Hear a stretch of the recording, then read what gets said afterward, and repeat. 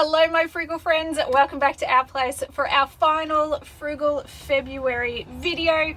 Today I just want to have a catch up with you guys so that we can have a chat about how everybody did. So obviously in today's video I'm going to tell you guys how we did at this end, but I would love to hear from you guys who were following at home, doing your own Frugal February challenge, whatever budget you happen to set for your family and whatever your savings goal was that you wanted to save. I'd love to hear from you guys. Let me know how you guys went. How much did you save? Did you meet your target? But also, what did you learn? What were your takeaways? What were the things that you found tricky? What were the areas where you were perhaps spending more money than what you realized? And what were the hurdles that you had to overcome? But also, what were your takeaways? What are the really positive things that you learned doing this? What are maybe some of the tips and tricks that you've picked up along the way that you're going to carry forward in the coming weeks and months so that you can continue to save money and rein in that grocery budget? I'd love to hear from you guys. So let me know down in the comments how you guys went so I can cheer you on, but also so everybody else can cheer you on as well.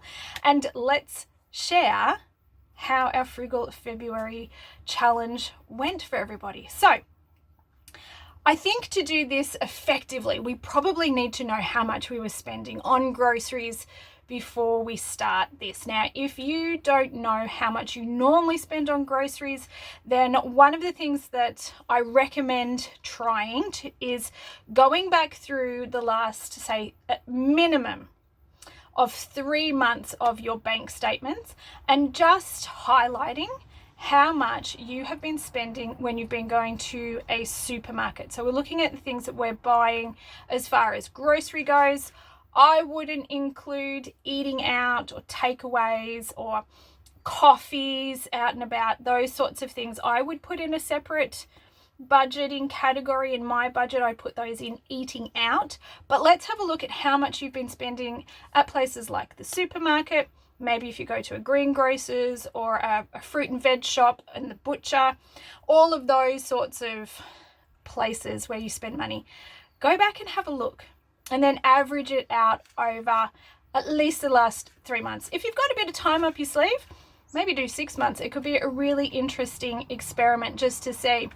And you can actually average it out and see how much you spend on average on groceries. And then when you come in and do these challenges, you've got a really good idea of how much you can actually save if we're reining that grocery budget in. So that is one of the things that we like to do. I do like to usually run a fairly strict month in advance budget, so where we dictate how much we would like to spend on each of our budgeting categories. But to be able to get to those numbers, to work out how much should I actually allocate for groceries in my upcoming budget, then we need to have a bit of an idea on how much ordinarily we spend on groceries, given where we are, the types of food that we like to eat, how we're preparing our meals, lifestyle factors, dietary factors, all of those sorts of things do need to come into it. So how much I spend on groceries might not work for you or for the next person and whatnot. We all need to work out our own set point for how much we would like to spend on groceries, but what we can do is share lots of tips and tricks that have worked for us, and then we can pick and choose the tips and tricks that are going to work for us and our circumstances. So for us, drum roll please, how much did we save during our Frugal February challenge?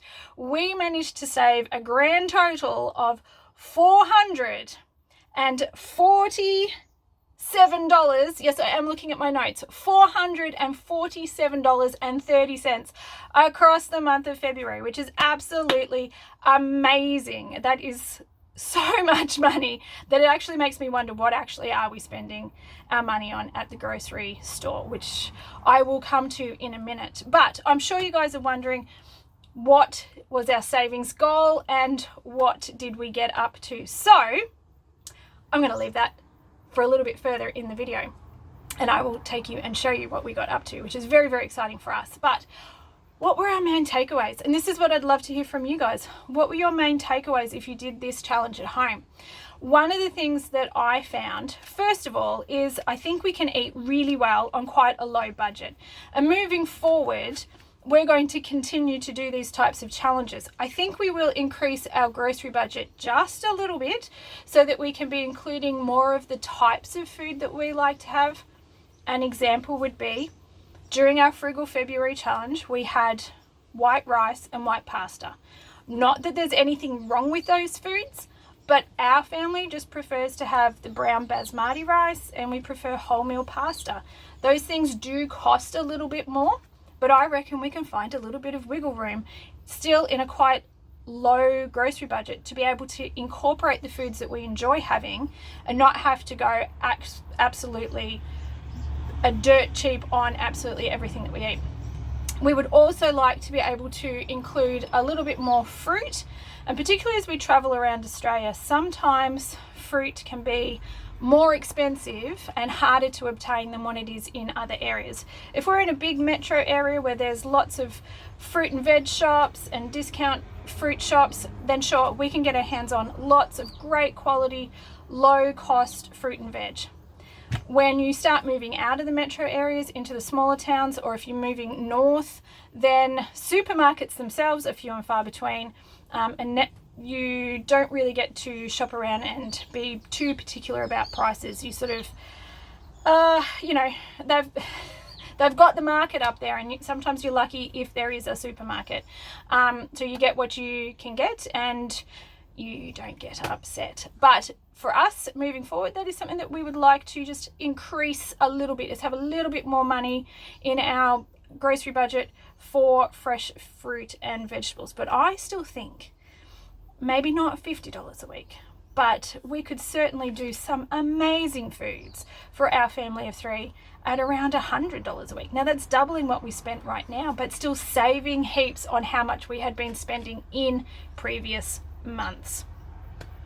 One of the big takeaways for me, I found, is that lunches were my little money pit. That was the hardest thing for me, particularly being out and about and traveling. And it would be a similar sort of situation, I think, if you were quite busy.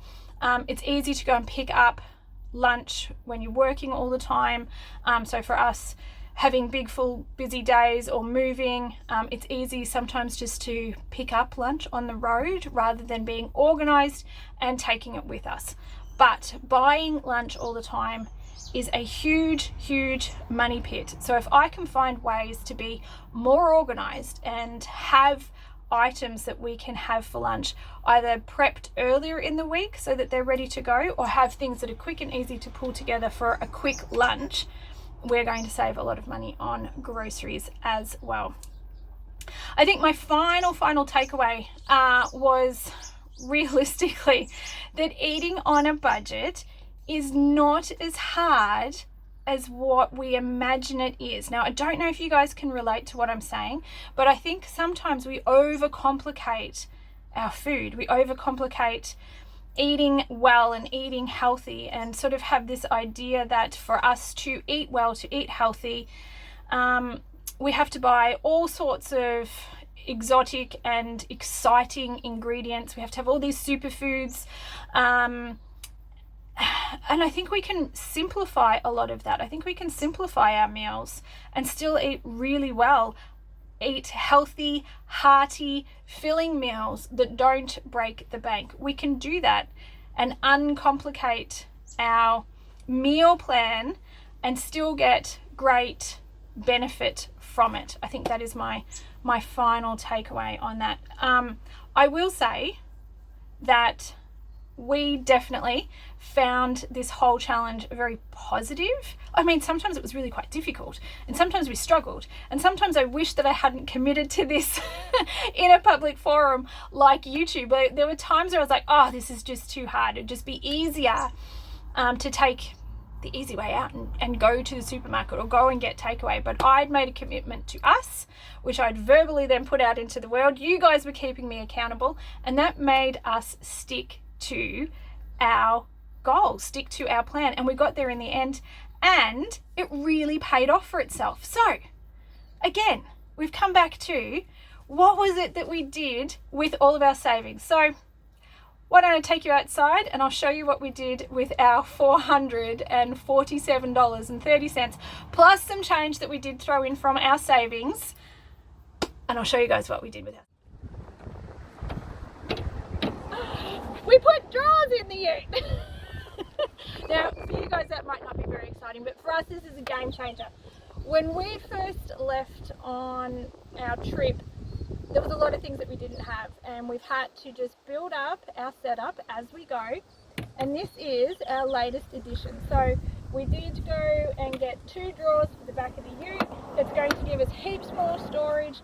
There's 2 drawers here to pull out, and we've got the fridge on a fridge slide. We did have the fridge beforehand, but this is what we spent our $450 on, that we saved this week during Frugal February. So there you go, that is what we did with the money that we saved this month during Frugal February. We are definitely going to set another savings goal. We're going to keep plugging away at just updating and changing our setup as we go. For you guys who are following along and are looking at doing a similar thing, my biggest advice is do not wait until you have the perfect setup. Start with what you've got, because you can always add, change, modify as you go along the way, and that is exactly what we are doing. If we waited until we had the perfect setup, then we would never have left, and we wouldn't be on this amazing adventure that we are. And sometimes we need to put our savings towards something else. We don't always get to do mods to the vehicle or the van setup, but it is definitely a fantastic way for us, if we can rein in our grocery budget every now and then, just to put some extra cash towards savings. And that savings really, honestly, could be for anything that you wanted it to be. Perhaps for you, if you wanted to pay off your debt, that would be a great way to start slamming some money towards those really easy debt payoff.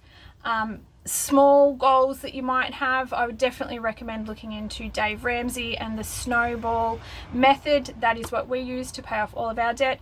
Saving up that emergency fund, having that little safety net in the bank is always such a fantastic thing. And then if you wanted to look at doing things like paying off your house early, you know, saving a couple of $100s on your grocery and then being able to throw that towards your mortgage, you're definitely going to be able to save some interest and a couple of months if you were to do these sorts of small challenges quite regularly. So it might not seem like the biggest thing in the world, but if you do these challenges regularly, using up the things that you already have on hand in your fridge, freezer and pantry. You guys know I am super big on using up all the things that we already have, because you know what? If we don't, it's just money that's tied up, that's sitting in our pantry or frozen in our freezer. We may as well get the most bang for our buck and use up all the things that we've got. We can do a couple of tight ass Tuesdays, meatless Mondays. We can rein in our grocery budget. Maybe we can do an entire month frugal living challenge. However you want to do it, every little bit makes a difference. So whether you save $10 or $100, everything helps and gets you towards your goals. That is probably my biggest takeaway from Frugal February, and all the other stuff that I told you about earlier. But anyways, I'm going to leave today's video there. I'm really looking forward to hearing from you guys in the comments and reading how it went for you guys. So once again, let me know. If you haven't already, pause the video right now. Let me know how you went with your Frugal February challenge at home. And if you didn't join us for Frugal February, maybe you're watching this later on down the track, don't wait for February. Start right now. Set yourself a goal. Set yourself an extreme grocery budget challenge. Use up the things that you already have. Work out how much you normally spend on groceries so you can work out how much you can save, and then just go and do it. Don't wait for somebody else to be doing a challenge. Don't wait for Frugal February. Just do your own thing. Blaze your own path and make it happen. All right, guys, I hope you are having an absolutely fantastic week. I do hope you enjoyed today's video, and I hope you enjoyed the Frugal February's series. I actually really enjoyed putting that together for you guys and showing you everything from the groceries to the meal plan to the meals that we actually made to all of the thoughts that I had along the way. It was definitely a fun little experience, challenge, whatever you want to call it. And at the end of the day, it was really beneficial for our family, and I'm really glad that we did it. And I am so glad that we had you guys along the way cheering us on and keeping us on track for our goal, because at the end of the day, it was absolutely worth it for us, and we are so happy that we got to achieve what we were working towards. And I really hope that you guys got to achieve what you were working towards. So I'm looking forward to having all of the comments roll in this week so I can hear how you guys went and what you got up to. Whew. All right, well, I hope you are having a fantastic week, and I do hope to catch you in my next video. I will see you again on Sunday, and we'll chat then. Bye.